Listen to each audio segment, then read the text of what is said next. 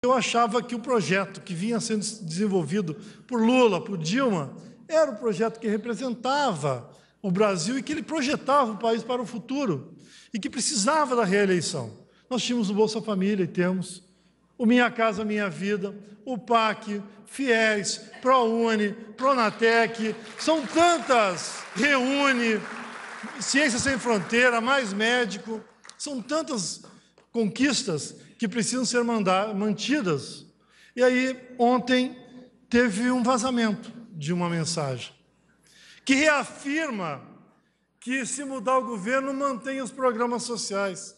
Aí eu pergunto para vocês, eu votei numa presidenta e num vice-presidente. Se é para manter os programas e se não tem fato determinado, por que o impeachment? Qual o sentido do impeachment se não é a disputa da política pela política?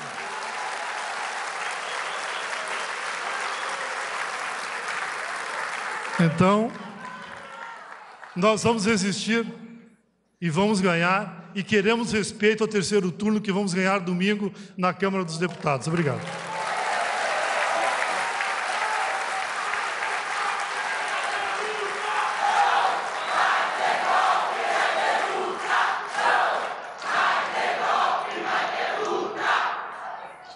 Para uso da palavra, nesse instante, o ministro da Educação, Aloísio Mercadante.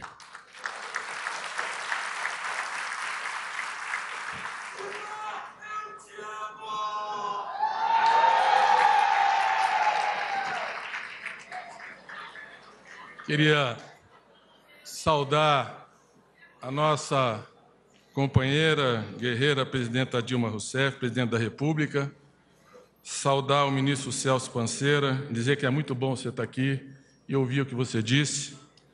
Eu não vou saudar todo mundo, todas as entidades que estão aqui, porque nesse plenário, presidenta, está a representação de praticamente toda a educação brasileira, da educação infantil, do ensino básico, dos 2 milhões de trabalhadores da CNTE, do 1 milhão de trabalhadores da educação da CONTE, está aqui a UBS, secundaristas, está aqui a UNE, está aqui a pós-graduação, está aqui a educação de jovens e adultos, estão aqui educadores de toda parte.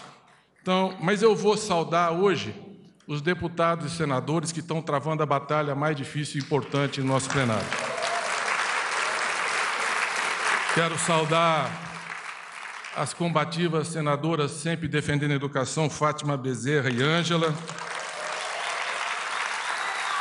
Os deputados Reginaldo Lopes, Silvio Costa, Leonardo Monteiro, Watson Ribeiro, Henrique Fontana, Margarida Salomão, Alice Portugal, Décio Lima, Valdenor Pereira, Rubens Ottoni, Maria do Rosário, Orlando Silva, Davidson Magalhães, professora Marcivânia, e a todos vocês dizer que nós nos sentimos muito bem representados, bongaus, pela coerência, pela luta, nosso combativo cearense, nosso Chico. Em nome de todos que falaram e representaram, eu queria saudar o professor Demerval Saviani e Rogério Sequeira Leite, porque são uma representação de gigantes da intelectualidade brasileira, da luta democrática, e nos seus 84 anos, estar aqui com essa voz e com essa firmeza é absolutamente admirável. E saudar a Suzane da Silva, porque você nos representa. Com tudo que nós fizemos na educação, você muito bem nos representa. Eu queria dizer, primeiro, que democracia e educação são 2 processos indissociáveis na história. Quando os gregos criaram a democracia, eles compreendiam que a educação era uma dimensão fundamental de uma sociedade democrática. Porque a educação não forma só profissionais, ela não transfere só a tecnologia e o saber acumulado para produzir a riqueza. Ela transfere valores, atitudes, a forma de agir. Portanto, ela constrói a cidadania. Por isso, não há como se desassociar democracia e educação. Há uma frase antiga que diz que a primeira vítima em toda guerra é a verdade. E eu acho que é uma frase muito importante, pois no golpe, as primeiras vítimas são a verdade e a educação.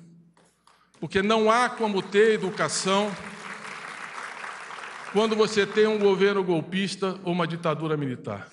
Porque a educação exige a legitimidade dos governantes, a liberdade das ideias, a pluralidade das opiniões, o contraditório. É isso que faz a educação se desenvolver ao longo da história. E todos os governos que começam com golpe terminam com repressão, com censura, com exclusão, com tortura, com medo. E foi assim na história do Brasil em muitos momentos. E tem sido assim ao longo da história. O golpe, ele sempre busca uma aparência de legalidade. E sempre começam com as mesmas bandeiras. Se nós olharmos para a nossa história, aqui foi dito pelo Demerval com muita propriedade, o que foi o governo Getúlio Vargas? Nós tivemos o governo provisório, o governo constitucional de 34 a 37, o Estado Novo de 37 a 45, e o Getúlio depois volta eleito de 50 a 54. É verdade que o Estado Novo teve também um caráter de censura, de repressão, num momento muito difícil da Segunda Guerra Mundial. Mas o Ministério da Educação foi Getúlio que criou o Ministério da Saúde também. A CLT, o salário mínimo, os sindicatos, foi naquele governo que foi construído. A CSN, a Vale do Rio Doce, no segundo governo Getúlio, de 50 a 54, o BNDES e a Petrobras, foram todos construídos num grande salto histórico de desenvolvimento. E o final do governo era o quê? Um cerco ao Palácio do Catete, mar de lama, um ataque direto a toda essa história. Mas eu pergunto àqueles golpistas de ocasião, aonde estão eles na história do Brasil? Na lata do lixo da história. Getúlio está aí, é nome de avenida, de faculdade, tem partidos que reivindicam a sua herança, o PDT, o PTB. Portanto, quando ele se suicida, naquela percepção popular que foi assassinado, ele deixa uma carta testamento, saio da vida para estar na história. E ele aborta um golpe e consegue dar uma vida de mais 10 anos à democracia brasileira. Com Juscelino não foi muito diferente. Juscelino construiu Brasília, o plano de metas industrializou o país, trouxe a construção naval, setores fundamentais do parque industrial que nós temos e do desenvolvimento foram construídos no governo Juscelino Kubitschek, com grandes dificuldades fiscais, com grandes dificuldades de gestão fiscal no seu governo, por todo o esforço de investimento que foi feito. Houve 2 tentativas de golpe. Ele anistiou os golpistas, mas quando os golpistas voltaram, mandaram Getúlio para o exílio, e quando ele voltou para o Brasil, morreu em circunstâncias ainda não tão bem esclarecidas. Aonde estão os golpistas de 56 e 61? Na lata do lixo da história. Aonde está Juscelino Kubitschek, homenageado como um grande presidente da democracia e da construção desse país? Mas não se engane, o golpe está sempre buscando uma tentativa de legalidade. Com o Jango não foi diferente. O governo Jango herdou uma crise fiscal e econômica muito difícil.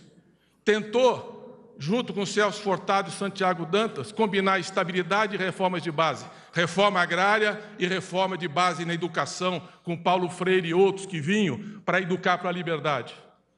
O que foi o golpe? Foram parlamentares corruptos, que votaram rapidamente a ausência do presidente e uma interdição na presidência para poder começar um golpe, mas que não se reconhecia como golpe, porque os golpistas têm vergonha do que fazem na história. Mas a imprensa saudava como o alvorecer da democracia, e nós esperamos anos para que uma autocrítica fosse feita. Não basta uma autocrítica de um golpe na história, tem que ter coerência ao longo da história com o futuro e com a democracia. E hoje vocês são cobrados por esse compromisso com a democracia que vocês dizem hoje rever a posição que tiveram no passado. Aquele golpe se chamava Revolução de 64, mas era um golpe. Um golpe porque não tinha a essência do que um governo democrático pode ter. A legitimidade das urnas e a vontade popular. Nada substitui isso num processo de democracia. Portanto, o que nós estamos vivendo hoje é uma tentativa de golpe, como foi em 64, como foi o governo Juscelino, como foi no governo Jango. E por que é uma tentativa de golpe? Porque a Constituição é muito clara. Ela exige crime de responsabilidade. E me desculpem, alguns de vocês. Vocês estão procurando, contra essa combativa senhora, tudo o que pudesse atingir a sua história de vida. Percorreram todos os capítulos da história, não encontraram nada, a não ser a coerência, inclusive, de quem foi presa e torturada, lutando por essa democracia.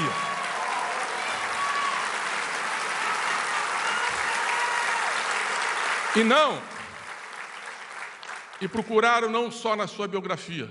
Não há um único ato no seu governo, e eu sou testemunha diária, que não seja respeitando a função pública, a coisa pública, o interesse público.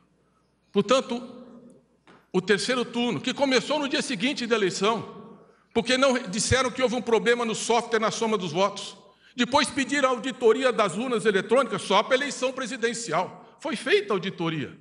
Depois questionaram o financiamento de campanha, que não poderia ser diplomada. E no dia seguinte entraram com ações e com pedido de impeachment, e a cada semana uma pauta que paralisava o país. A única coisa que conseguem trazer hoje é pedalada fiscal. Me desculpe, não há governo na história desse país que não tenha postergado o pagamento, sobretudo em momentos de crise fiscal. Os governadores e prefeitos fazem hoje, e jamais houve jurisprudência para caracterizar isso como crime, muito menos como crime de responsabilidade. O que foi feito na área fiscal foi enfrentar uma gravíssima crise internacional, um aprofundamento com toda a pauta política e jurídica que nós vivemos no país, e um esforço tremendo desse governo para o quê? Para manter o Minha Casa Minha Vida, o Bolsa Família, para fazer o FIES, para fazer o ProUni, para manter as políticas de inclusão social, porque quando os de cima não querem pagar o pato, quem paga são aqueles que sempre pagaram na história do Brasil, são os trabalhadores e o povo dessa sociedade.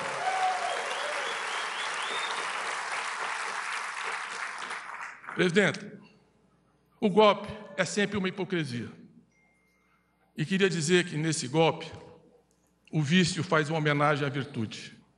Os golpistas estão prestando uma grande homenagem à sua honra, à sua biografia e à sua história, porque não há o que dizer das suas atitudes e da sua biografia ao longo de toda a vida pública e pessoal da nossa sociedade. Eu queria terminar só dizendo o seguinte: ao longo desses 14 anos, nós fizemos uma mudança que jamais foi feita na história da educação. A educação era obrigatória a partir dos 7 anos de idade. Nós passamos para 6 e esse ano para 4. Nós estamos colocando as crianças de 4, 5 anos na escola. E quem são as crianças que não estavam na pré-escola? São os mais pobres, aqueles que têm os pais não letrados, aqueles que mais do que qualquer um precisa da creche e da educação infantil para poder se alfabetizar, ter o letramento e o desenvolvimento na vida plena, na vida escolar. Nós fizemos o Pacto pela Alfabetização na Idade Certa, para bolsas para 300 mil professores e professoras.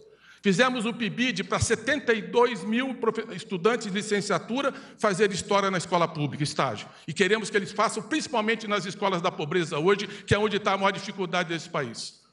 Fizemos o Mais Educação Escola a Tempo Integral. E estamos priorizando as 26 mil escolas que mais precisam que seja feito. Presidenta, a senhora fez o Pronatec.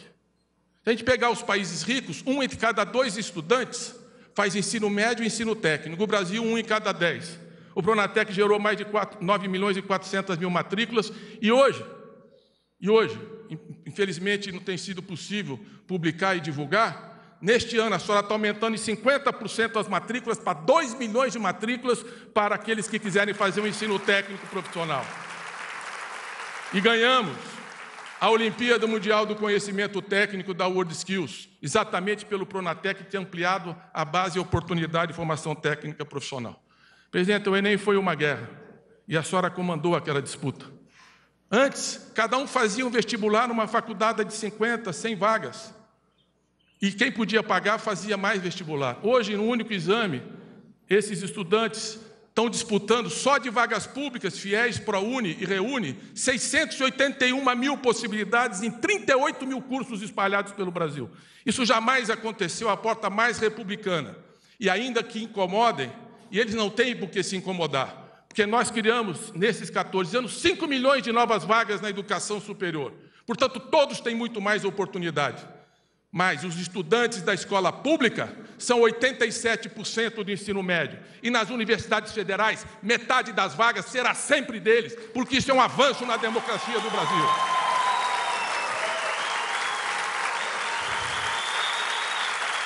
Incomoda. E o Luiz Cláudio, que tem sido parceiro de tantas horas, sabe quanto a gente ouve isso e quanto incomoda. Quanto incomoda a Suzanes nas universidades. Porque hoje, Suzane, 52% dos estudantes do ProUni são negros, 51% do FIES são negros, e metade dos que entraram esse ano representa a comunidade afrodescendente, indígena, os de baixa renda, estudantes da escola pública. Mudou a cara da universidade pública, porque ela hoje tem a cara do povo brasileiro.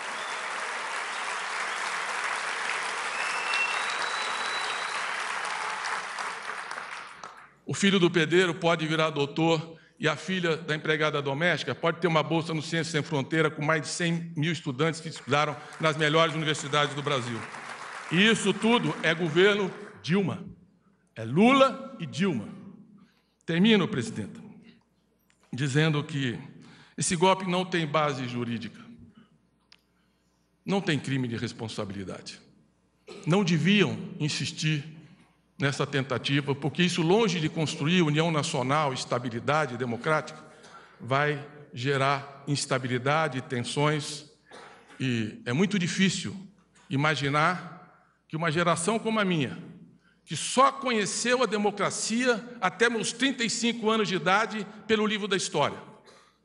Mas meus filhos e minhas netas estão conhecendo, só conhecem o golpe pelo livro da história. Nós lutamos muito para chegar na democracia. E não vamos sair das ruas e de onde for necessário para preservar esses valores e essa conquista, o direito de votar e eleger uma presidenta da República.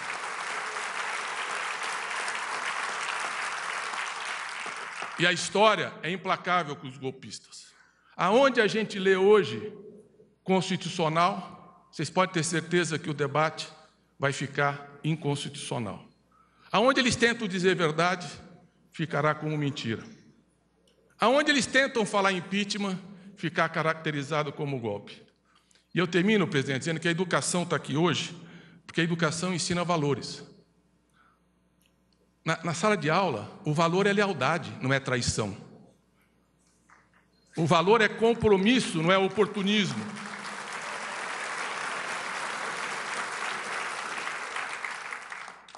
O valor é solidariedade, companheirismo. Não é delação. São esses os valores que estão na sala de aula. É por isso, presidenta, que esse povo está aqui. Porque sabe que esse golpe é contra o seu governo, contra a democracia e, sobretudo, contra a educação pública. E a senhora, pela sua história de vida e suas atitudes, é a cara da educação brasileira. Eles não passarão.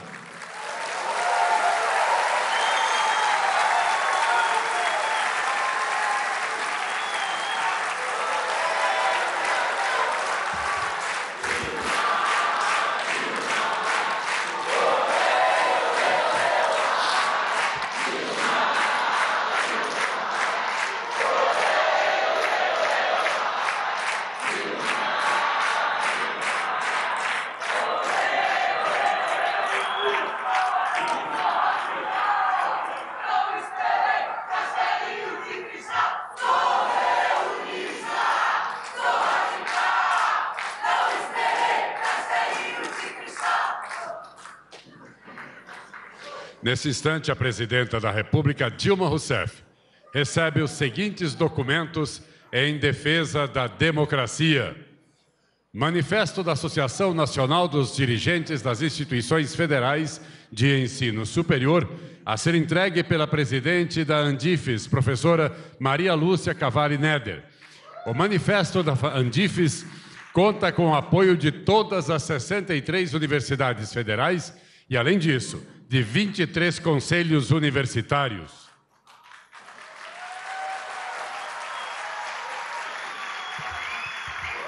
Manifesto do Conselho Nacional das Instituições da Rede Federal de Educação Profissional, Científica e Tecnológica, a ser entregue pelo presidente do CONIF, professor Marcelo Bender Machado.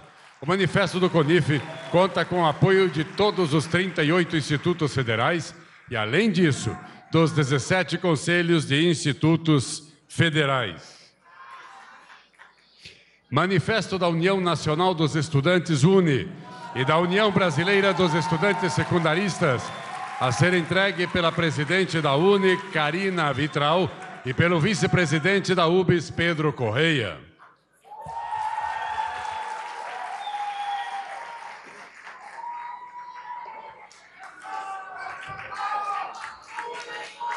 Manifesto internacional dos mais de 6.000 professores em defesa da democracia.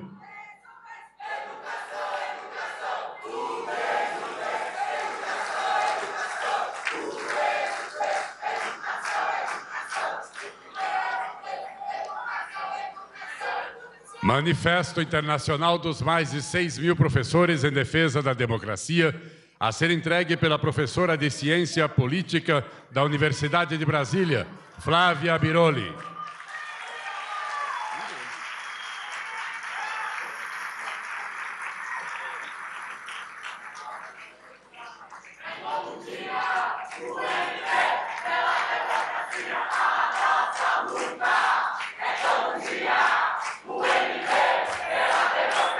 Manifesto do Fórum Nacional de Educação, que representa 50 entidades da área de educação, a ser entregue por seu coordenador, Heleno Araújo Filho.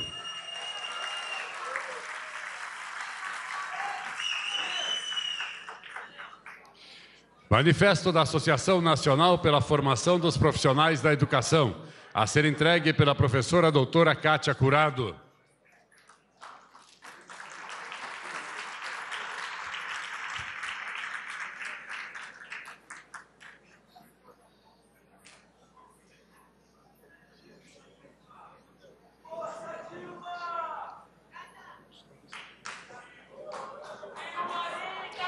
Manifesto da Associação Nacional de Políticas e Administração, a ser entregue pela representante da ANPAI, professora Catarina Almeida Santos.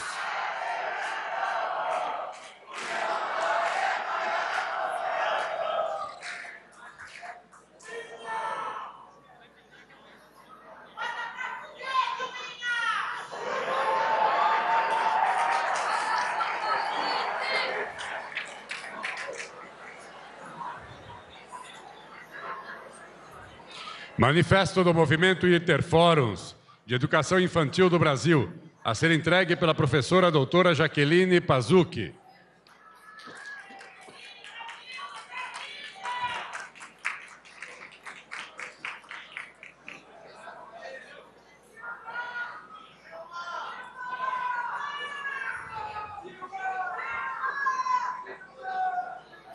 Manifesto do Centro de Estudos, Educação e Sociedade, a ser entregue pela senhora Selma Borghivenco, vice-presidente do CEDES.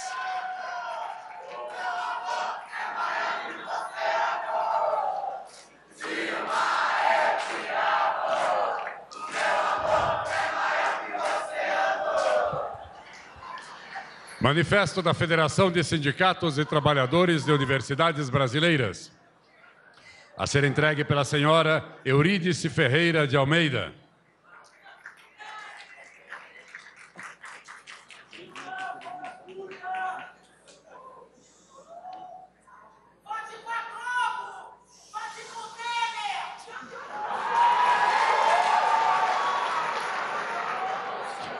Manifesto da Associação Nacional de Pós-Graduação e Pesquisa em Educação, a ser entregue por sua diretora, a professora doutora Andréia Barbosa Gouveia.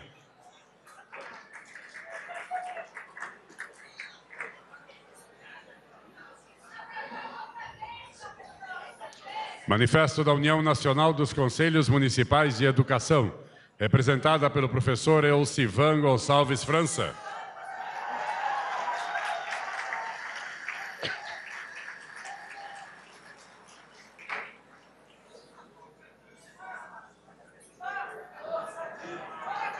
Manifesto da Sociedade Brasileira para o Progresso da Ciência, representada pelo professor Dr. Paulo Figueiredo Lima.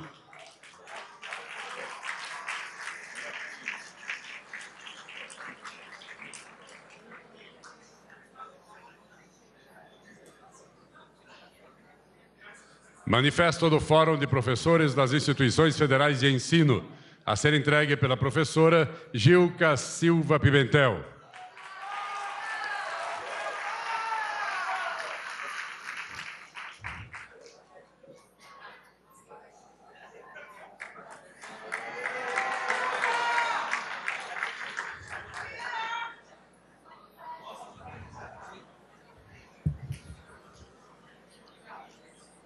Manifesto da União Nacional dos Dirigentes Municipais de Educação, a ser entregue pelo seu representante, Alessio Costa.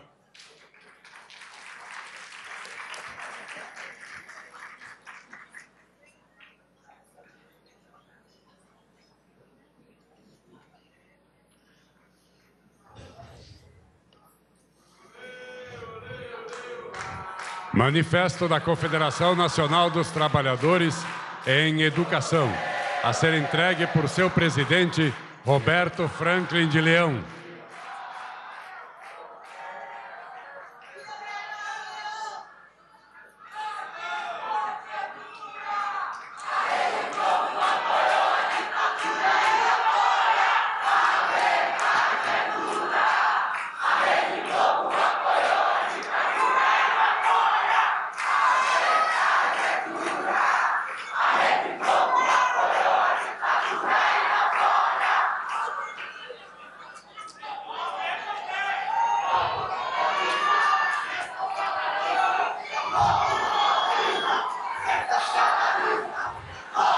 Manifesto dos Fóruns de EJA do Brasil, representados pela professora Maria Luísa Pinho Pereira.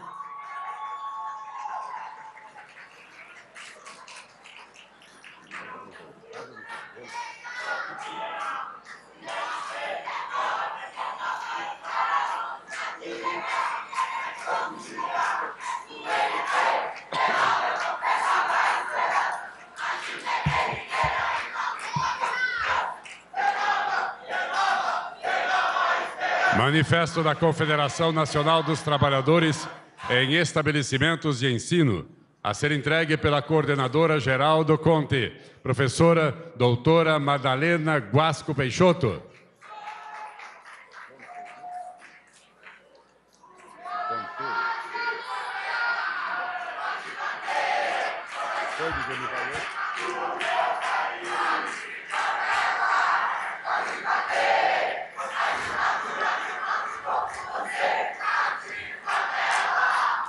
Manifesto do Conselho Nacional de Educação, entregue por seu representante Luiz Eduardo Dourado.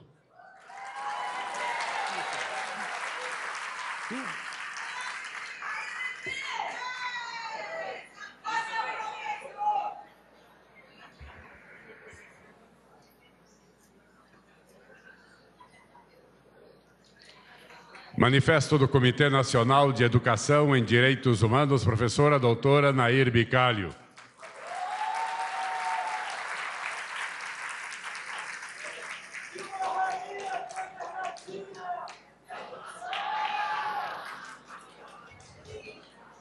Manifesto da Associação Brasileira de Enfermagem, a ser entregue pela diretora de Educação da referida entidade, professora Maria Gorete de Lima.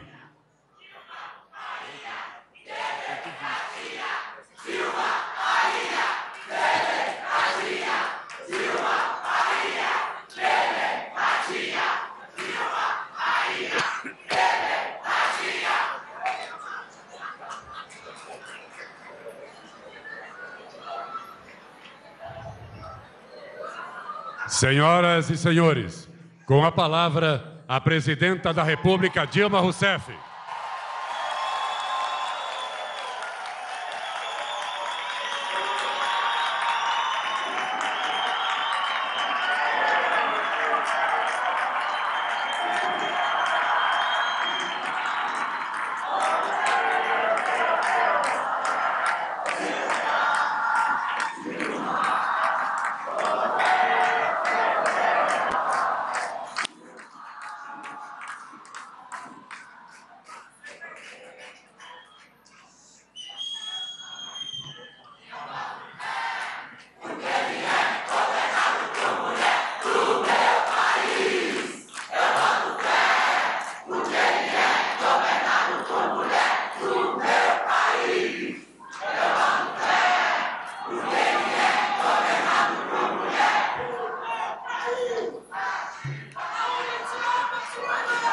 É recíproco.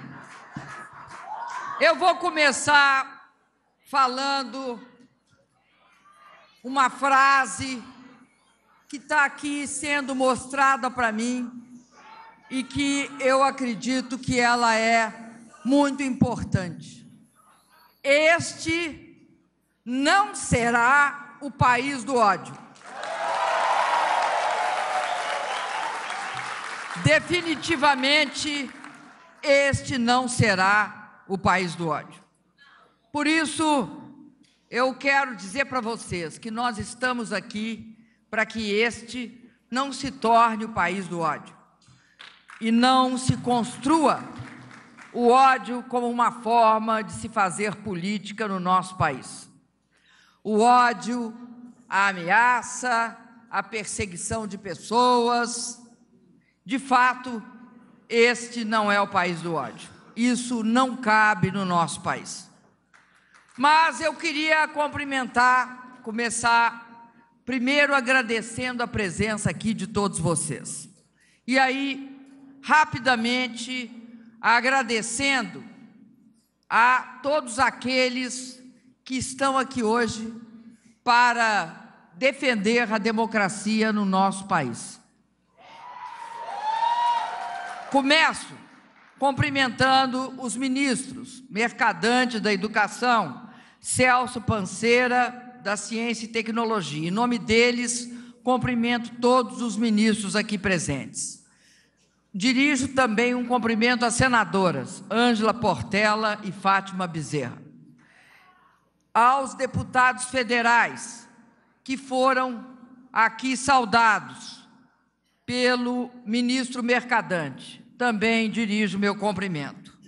Queria fazer uma saudação especial aos representantes aqui que fizeram uso da palavra e que trouxeram a sua solidariedade.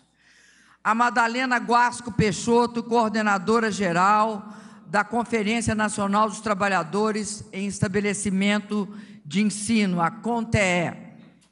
O Roberto Leão, presidente da CNTE, a Confederação Nacional dos Trabalhadores em Educação. O Heleno Araújo Filho, coordenador do Fórum Nacional de Educação. Daniel Cara, coordenador da campanha nacional pelo direito à educação. A Tamara Naís, presidente da Associação Nacional de Pós-Graduandos, a ANPG. A Karina Vitral, presidente da União Nacional dos Estudantes, a nossa querida UNE. O professor Marcelo Bender Machado, presidente da CONIF, o Conselho Nacional de Instituições da Rede Federal de Educação Profissional, Científica e Tecnológica.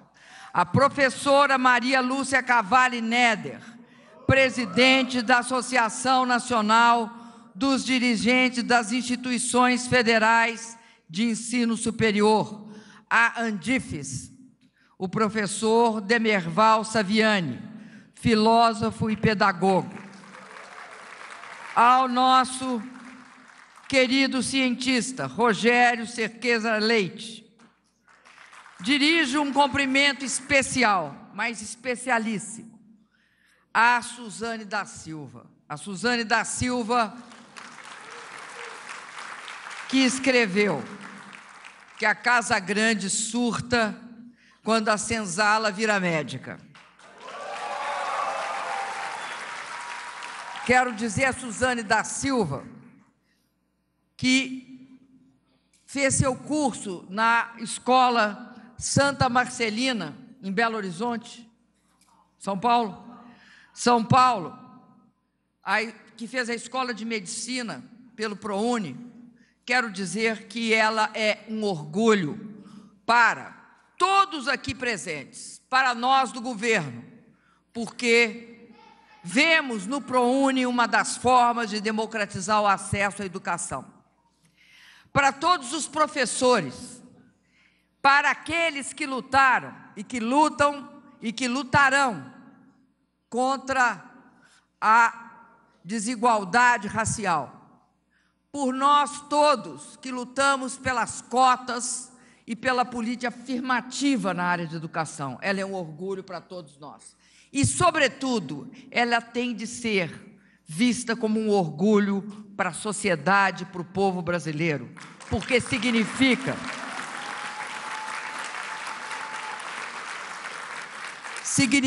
muito para o nosso país que isso venha acontecendo. Nós lamentamos que demorou muito a acontecer, mas nós temos certeza que lutaremos para que continue acontecendo.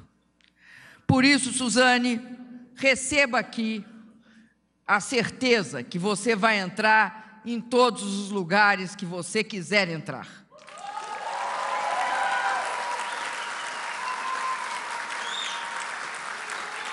Por intermédio de todos os representantes aqui mencionados, eu cumprimento os estudantes, os dirigentes de instituição de ensino, os trabalhadores da área de educação que estão aqui presentes. Cumprimento também todos os que me entregaram seus manifestos, na pessoa da professora Fávia Biroli, dos professores em defesa da democracia. Cumprimento os senhores jornalistas, fotógrafos, os senhores cinegrafistas. Senhoras e senhores, meus queridos amigos da educação aqui presente, meus queridos professores, alunos, dirigentes, nós estamos vivendo, nesses dias, momentos muito decisivos para a democracia no nosso país. Os próximos dias vão mostrar com clareza quem honra e respeita a democracia que nós conquistamos com grandes lutas e quem não se importa em destruir o regime democrático por meio da ilegítima destituição de uma presidenta eleita com 54 milhões de votos pelo povo brasileiro. Quero dizer a vocês que me comove muito, que me alegra muito, mas, sobretudo, me dá uma grande força estar hoje com vocês para juntos tomarmos uma posição clara em defesa da democracia, da legalidade, do Estado democrático de direito e da educação. Estamos aqui para denunciar um golpe. Estamos juntos aqui para barrar, com nossa posição enérgica, uma tentativa de golpe contra a República, a democracia e o voto popular. Uma tentativa de golpe que também é contra as universidades públicas, contra a educação pública gratuita, contra os programas que tornam acessível a universidade privada a todos aqueles que pleiteiam. Vou repetir o que disse aqui mesmo, que disse aqui em momentos anteriores. Aliás, aqui eu tive um momento especial, um momento em que eu denunciei a farsa, que era dizer que o impeachment estava previsto na Constituição e donde ele não era golpe. Como se, estando previsto na Constituição, qualquer impeachment é legítimo. Não é não. Vou repetir o que eu disse aqui. Impeachment ilegítimo, sem base legal, sem crime de responsabilidade, é golpe sim.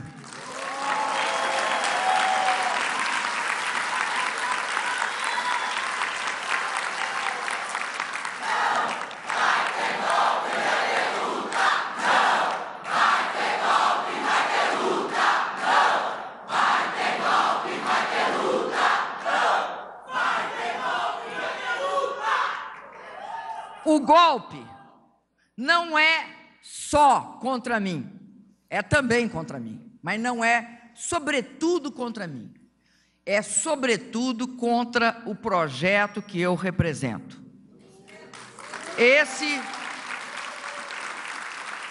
Essa é a característica mais evidente desse golpe. É contra tudo aquilo que nos últimos 13 anos o meu governo e o governo do presidente Lula têm feito com o apoio do povo e com o trabalho incansável dos movimentos sociais e de todos os brasileiros e brasileiras que queriam ver um Brasil maior, mais forte, mais igual em suas oportunidades. O golpe é contra as conquistas da população e contra o protagonismo assumido pelo povo brasileiro nesses 13 anos. O golpe é contra o fato que as pessoas, as Suzanas, começaram a andar de avião, sim. As Suzanas passaram a cursar a universidade.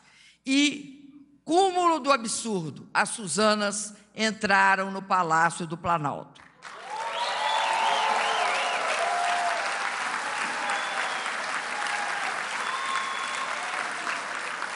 O protagonismo assumido pelo povo brasileiro foi exercido em várias atividades, mas algumas coisas caracterizam esse protagonismo. Primeiro, o acesso à renda, a empregos, a inclusão social, a redução das desigualdades. Mas tem uma característica que é fundamental, que é o acesso, a democratização do acesso à educação no nosso país, especialmente a educação universitária, mas também a todos os níveis de educação, como nós dissemos, da creche ao pós-graduação. Vocês sabem disso, pois vocês vivem e vocês estão vivendo no seu cotidiano e sabem que a educação é eminentemente transformadora. Educação para todos, mulheres, homens, negros, brancos, pobres e ricos, cidadãos de todas as regiões. Educação, que é parte intrínseca da construção de uma nação democrática. O efetivo direito à educação transforma as pessoas.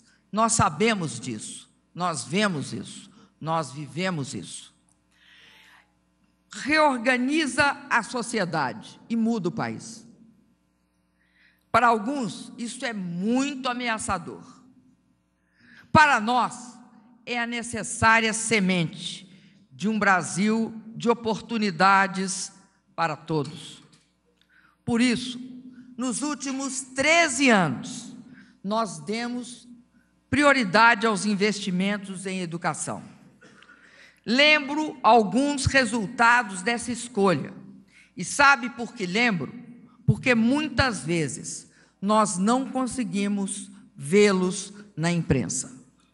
Nós criamos, sim, 18 universidades e 173 campos universitários. Implantamos 422 novas escolas técnicas federais. Contratamos 49 mil professores por concurso para fazer frente à expansão e interiorização dessa rede federal. 4 milhões de jovens entraram nas universidades privadas, graças ao ProUni e ao FIES.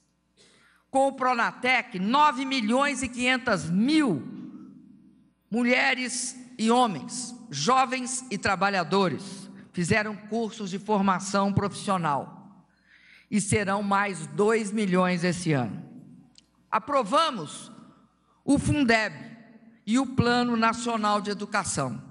Apoiamos estados e municípios na expansão da rede de creches e pré-escolas, na garantia do transporte escolar e na implantação do ensino em tempo integral. Estes são alguns exemplos dos investimentos em educação que cito para mostrar que estamos dando consistência ao conceito de pátria educadora. Pátria educadora é educação para todos, é acesso democrático à educação, não só nas capitais, não só nos estados mais ricos, não só para aqueles que têm maior renda. Pátria educadora é dar à universidade e à escola brasileira a cara e as cores do nosso povo, negros, índios, brancos, originários da escola pública. Pela primeira vez em nossa história, jovens pobres estão entrando nas universidades públicas e nas particulares, e estão ganhando bolsas no exterior. E é bom que se diga, para quebrar o preconceito de muitos, e se dando muito bem e mostrando muita competência.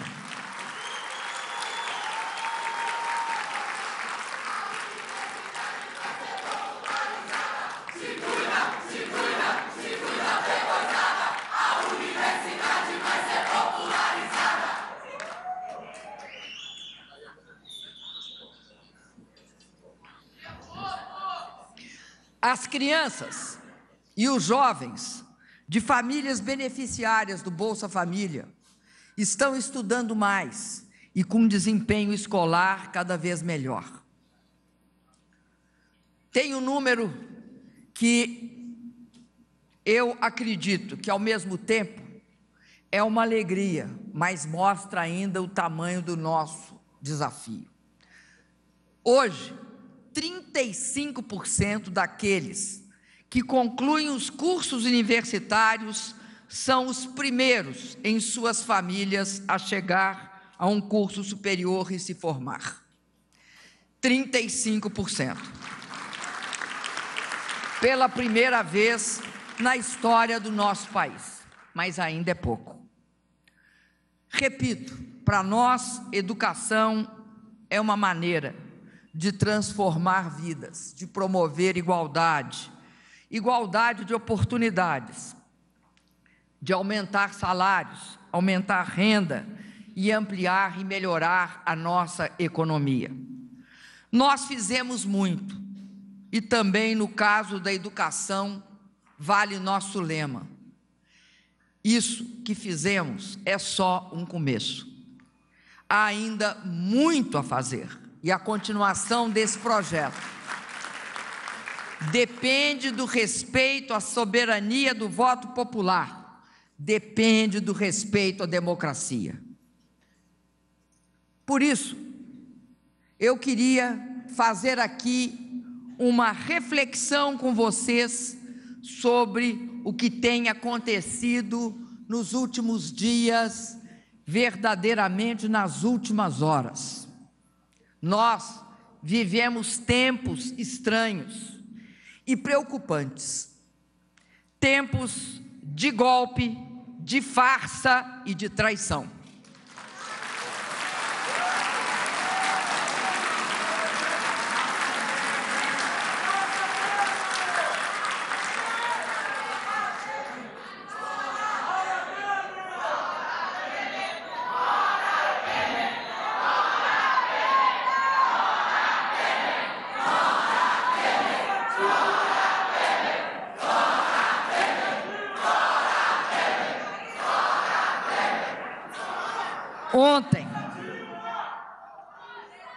Ontem, utilizaram a farsa do vazamento para difundir a ordem unida da conspiração.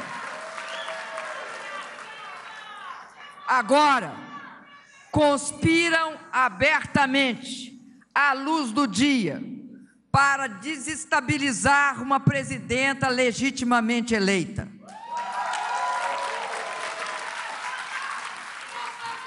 Ao longo da semana, acusaram-me de usar expedientes escusos para recompor a base de apoio do meu governo, me julgando pelo seu espelho, pois são eles que usam tais métodos.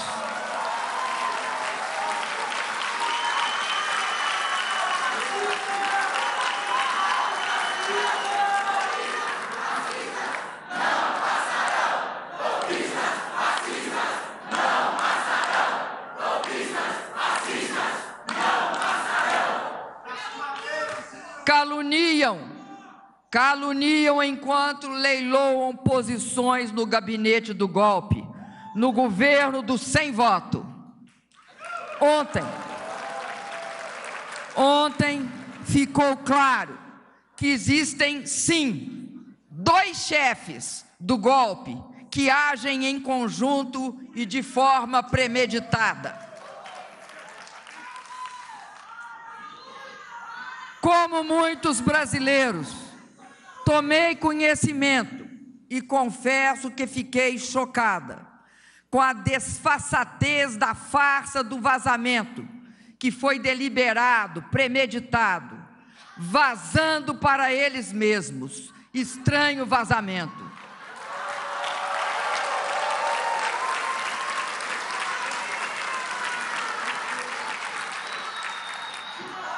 Vazando para eles mesmos, tentaram disfarçar o que era um anúncio de posse antecipada, subestimando a inteligência dos brasileiros e das brasileiras.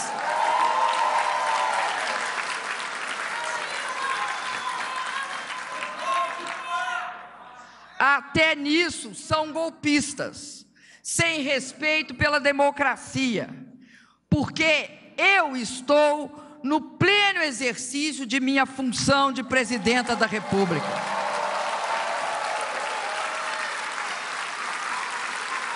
Vamos raciocinar. Vejam só,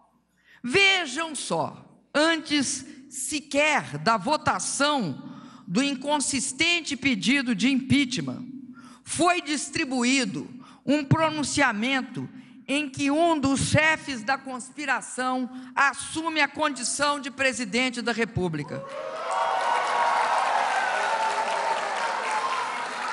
A pergunta que caberia para qualquer órgão de imprensa imparcial seria: de que base legal retirou a legitimidade e a legalidade de seu gesto? Por que esta pergunta não é feita? Na verdade, explicitou-se com esta atitude o desapreço que se tem pelo Estado democrático de direito e por nossa Constituição. Atropela-se os ritos em curso no Congresso Nacional, em clara demonstração de desrespeito pelo Legislativo. O gesto que revela a traição a mim e à democracia ainda explicita que esse chefe conspirador também não tem compromissos com o povo.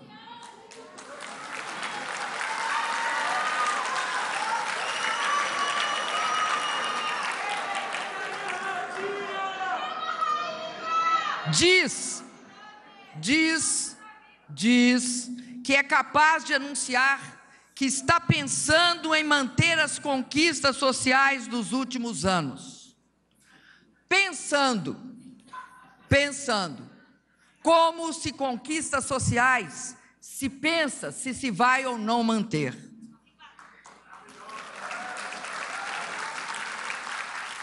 E avisa que será obrigado a impor sacrifícios à população.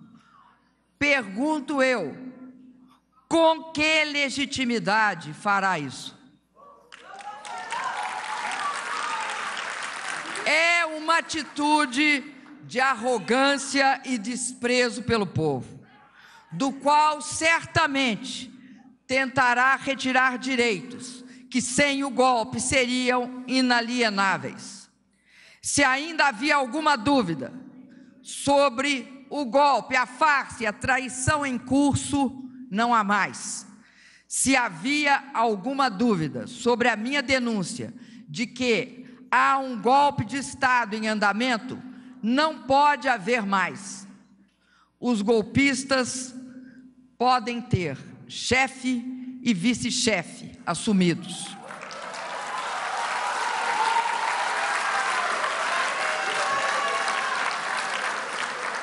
Não sei direito qual é o chefe e qual é o vice-chefe.